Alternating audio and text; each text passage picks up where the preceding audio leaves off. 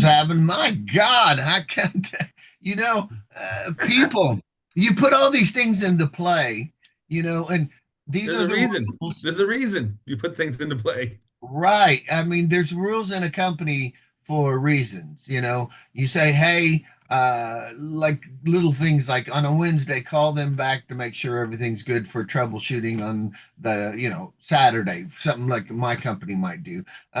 You have, hey, I want you to talk to these people on a recorded line to say, hey, we want this, this, and this. Are you on board with this, this, and this? This is what we have. Is this what you want? Or we only have this. Will you take this or not? And if not, then we don't need to go any further. But we want that on a recorded line so we don't, and a lot of times we throw out a contract and say, please, we say, please read the contract and see if there's anything that's not right on the contract. Because I can tell you, I used to think I could never make a mistake. I really did after 40 years. And I've made very, very, very few, but I have made a few mistakes where I wrote something or I left something out on a contract.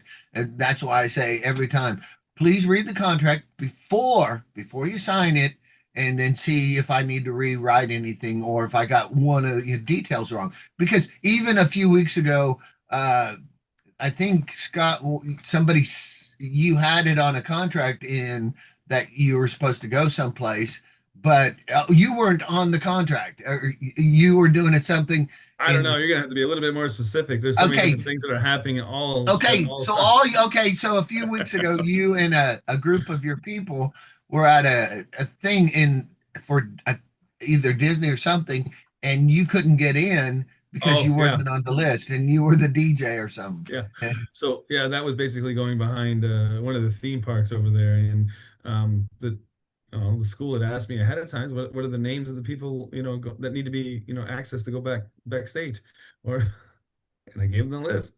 They approved everybody but me. So I was like, okay, well, I'm the business owner and the DJ, so I don't know how this happened, but that's why you get there early.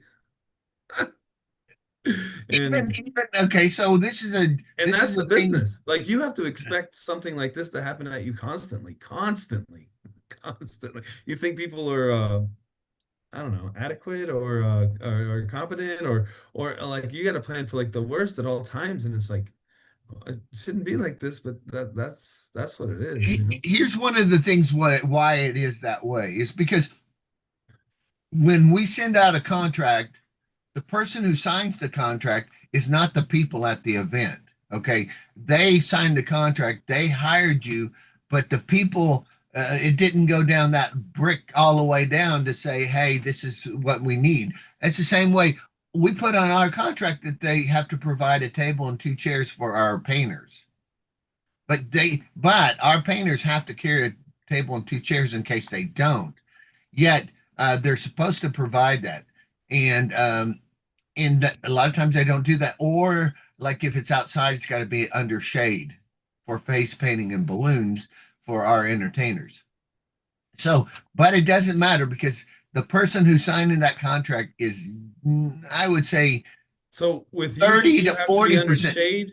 We provide like we never expect. Okay, so face painters have to be under shade, and well, on our side of the ball, we bring canopies because we don't expect anybody to think Right, but to have.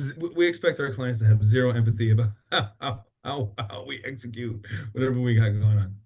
well, they'll have an awning or a tent or a tree or something. If they don't, the I mean, balloons will you are pop. in Texas, and that should be thought about more often than not, even though we're in Florida.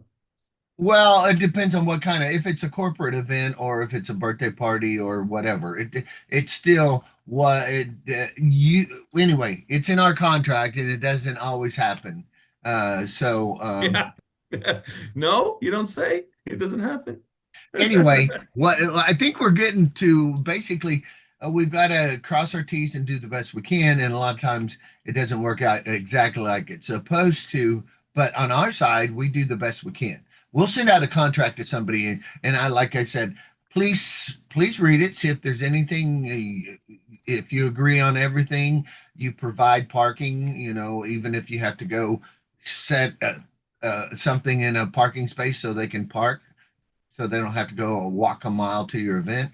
Then you know we would need them a place, and like if it's a, let's say if it's a character like a costume like a bunny or something, they have to be able to take a break because they could die in the costume. Yeah, They they have need a room too. Yeah, usually you want to give them room so they can take their head off because you don't want their head off in front of public.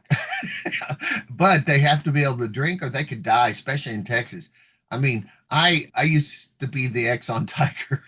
It's like, and I had a full body suit with ice. It was an ice suit, and I still was dying in there. It was terrible. So I don't do any costume characters anymore.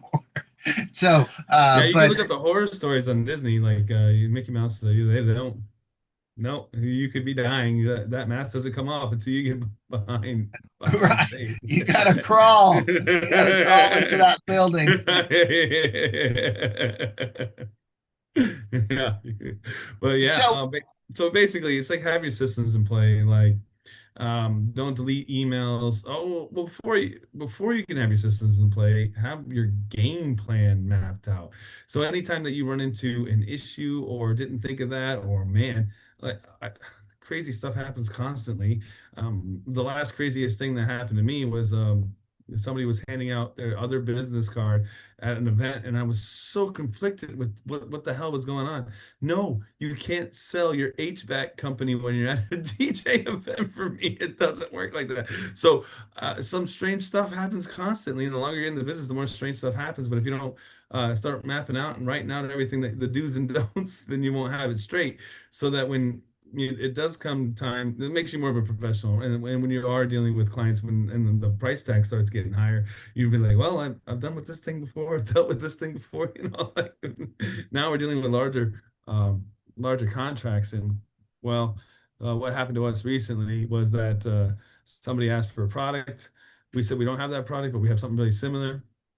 And they went ahead and signed off on it and paid for it in full. And they were like, oh, we want the other product. Well, we told you we didn't have the other product. Oh, well, now we want a full refund. Well, it costs money to deploy staff, so I've already paid them. So you're not getting a full refund.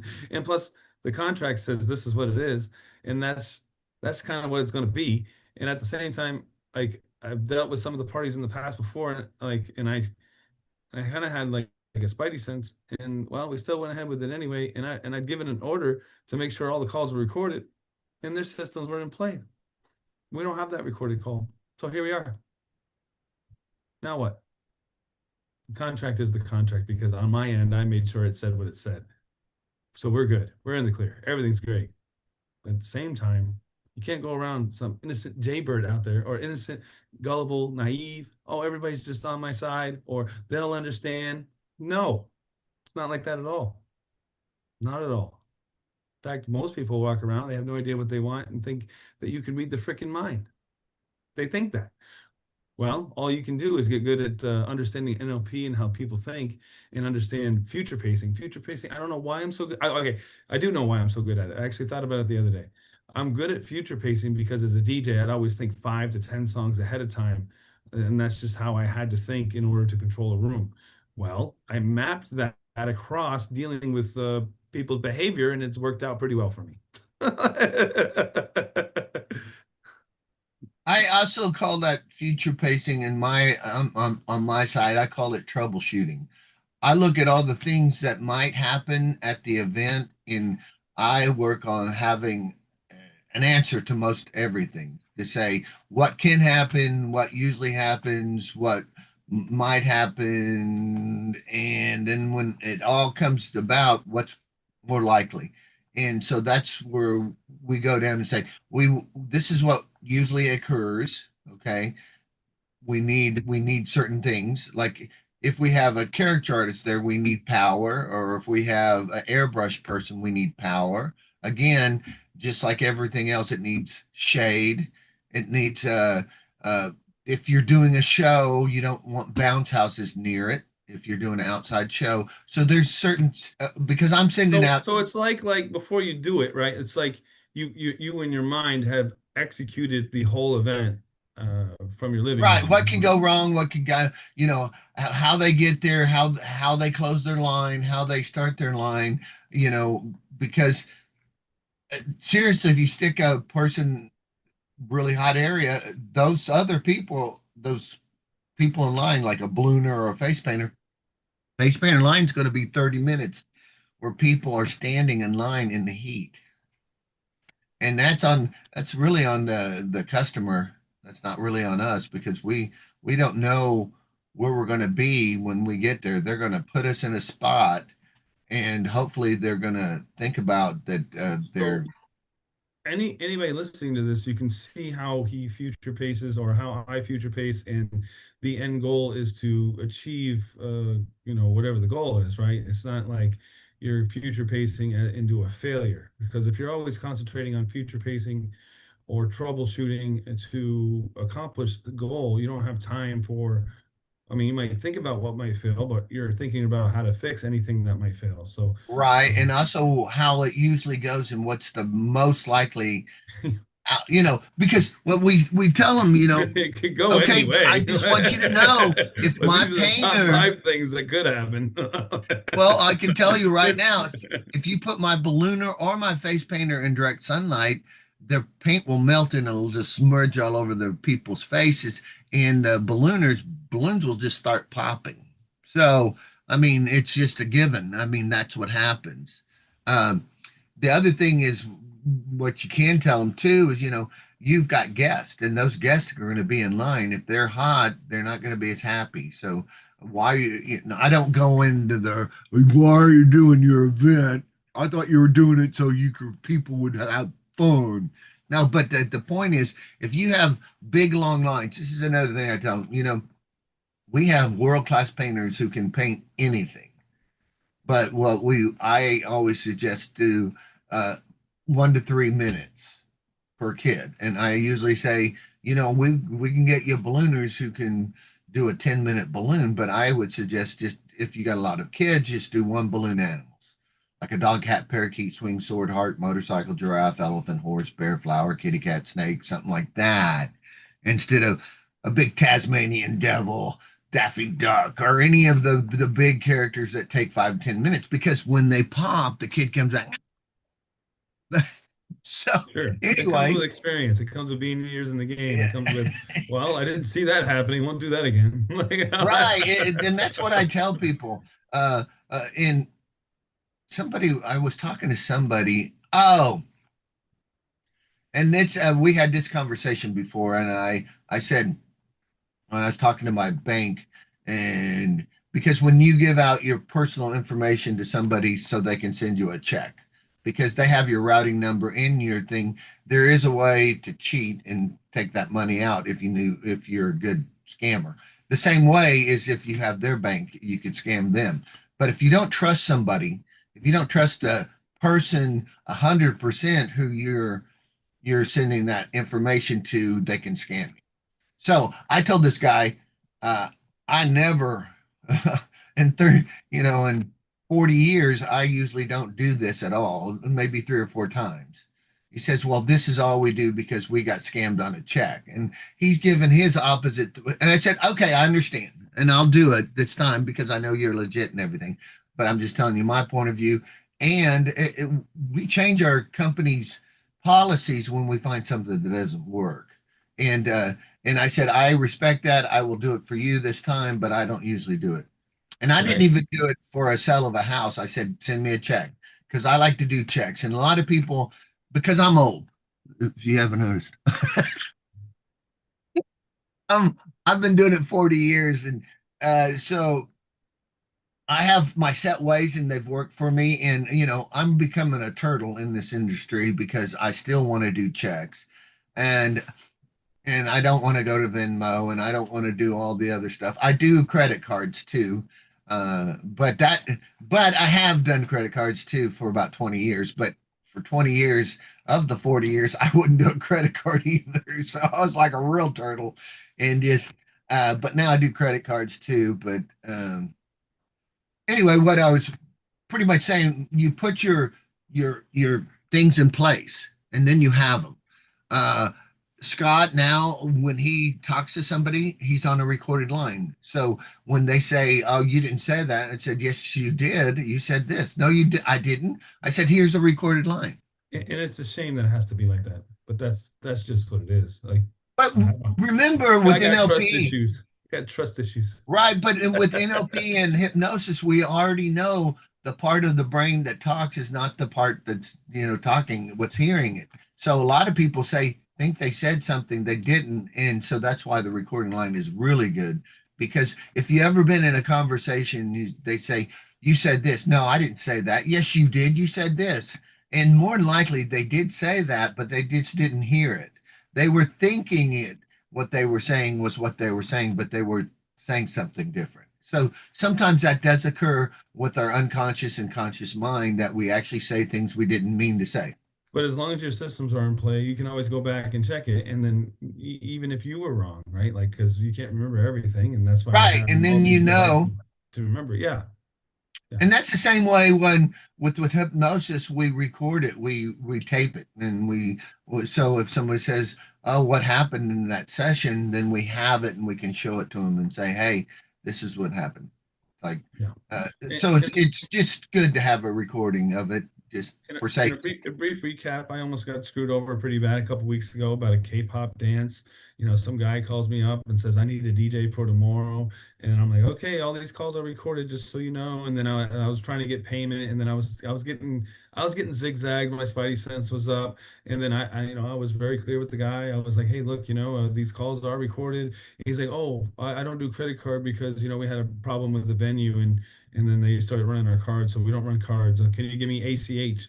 And when he asked for ACH, I was like, "Yeah, I'll give you my ACH information, but the money hasn't cleared because it was less than 24-hour notice. If the money hasn't cleared my account, the people don't get out of the car." And then like the guy was swarming and trying to do all these different things. And of course, there was another point where it was like, "Oh, I didn't get this, I didn't get that." Well, nothing moves until you sign this contract, right? Nothing moves. So I had to, stick to the course, right? State of the game plan, and he did all the things that needed to do. And then the morning comes, I thought I was going to get screwed out of payment, and all I did was send one text. And again, it's another thing too: don't lose your head, don't lose your cool. Just state the facts as they are, and that's all I did. All I said, I sent a text that says, "I hope you're going to honor our agreement." He paid after that. Well, well, let's go back to the contract. Why it's so important is, this has happened several times in my career over here. Is I would send out people or myself to an event, and they've hired two or three people for the same event, but they didn't cancel the ones that. So what they used to do a lot here in Texas. They would hire somebody and find somebody cheaper, and they'd hire somebody and find somebody cheaper, but they wouldn't fire the people they hired. So they got all the information and they all show up. So you have three entertainers showing up at the same event. The one who's going to get paid is the one who has the contract. Well, Because I go don't ahead. have much more time here today because I got to get ready for a call here Oh, in the next okay. 5 minutes. Well, anyway, yeah, put your things in place so you troubleshoot, and save a lot of hassle at the end, saying, this is why we have these rules. Alrighty, guys. Catch us on the next one. And like, follow, share, subscribe, tell your grandmother. And if you need any help with AI, Jeff will help you.